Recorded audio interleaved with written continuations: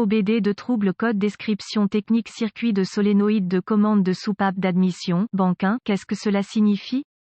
Ce code est un code générique de groupe motopropulseur OBDII, ce qui signifie qu'il s'applique à toutes les marques et modèles de véhicules 1996 plus récents, bien que les étapes de réparation spécifiques puissent varier selon le modèle. Sur les véhicules équipés d'un calage variable des soupapes VVT, le module de commande du moteur, module de commande du groupe motopropulseur ECM, PCM, contrôle la position de l'arbre à cam en régulant l'huile moteur via le solénoïde de commande pour changer la position de l'arbre à cam. Le solénoïde de commande est commandé à l'aide d'un signal modulé en largeur d'impulsion, PWM, provenant de l'ECM, PCM. L'ECM, PCM surveille ce signal et si la tension est hors spécification ou intermittente, il réglera ce DTC et allumera le témoin lumineux de contrôle du moteur. Dysfonctionnement, CEL, 1000, la rangée 1 se réfère au côté du moteur avec le cylindre croisillon 1. Assurez-vous de vérifier selon les spécifications du fabricant. Le solénoïde de commande de soupape d'admission est généralement situé du côté du collecteur d'admission de la culasse. Ce code est similaire au code P0076 et P0077. Ce code peut également être accompagné du P0026.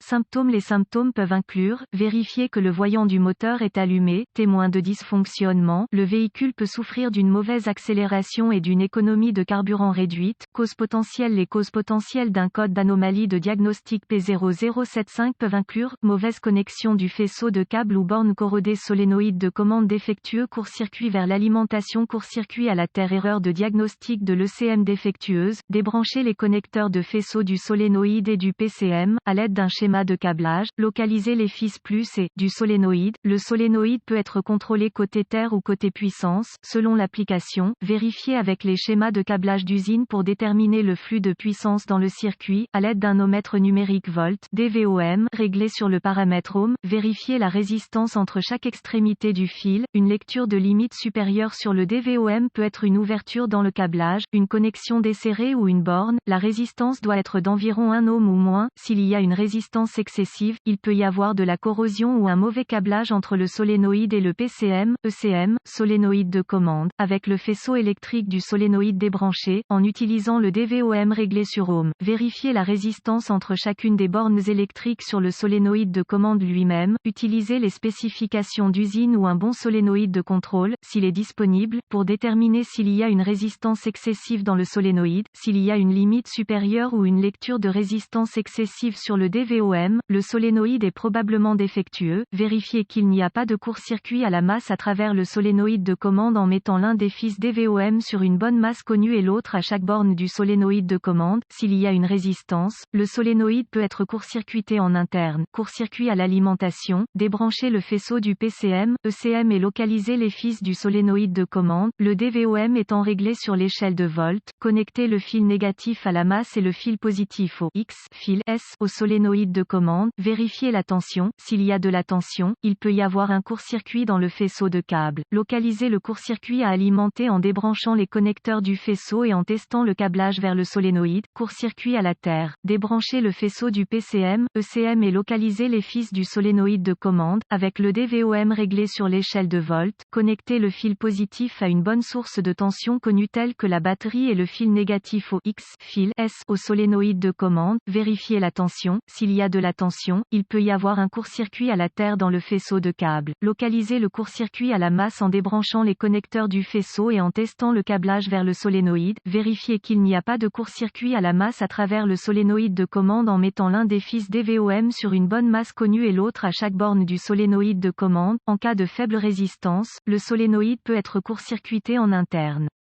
PCM, ECM, si tout le câblage et le solénoïde de contrôle sont corrects, il sera nécessaire de surveiller le solénoïde pendant le fonctionnement du moteur en sondant les fils au niveau du PCM, ECMA l'aide d'un outil d'analyse avancé qui lira les fonctions du moteur, surveiller le rapport cyclique commandé au solénoïde de commande. Il sera nécessaire de surveiller le solénoïde pendant le fonctionnement du moteur sous différents régimes moteur et charge, à l'aide d'un oscilloscope ou d'un multimètre graphique réglé sur l'échelle du rapport cyclique. Connecter le fil négatif négatif a une bonne masse connue et le fil positif à l'une des bornes du solénoïde lui-même, la lecture sur l'outil multimètre doit correspondre au rapport cyclique commandé sur l'outil d'analyse. S'ils sont opposés, la polarité peut être inversée. Connecter le fil positif de l'autre borne de fil au solénoïde et tester à nouveau pour vérifier. Si aucun signal n'est détecté par le PCM, il peut y avoir un problème avec le PCM lui-même.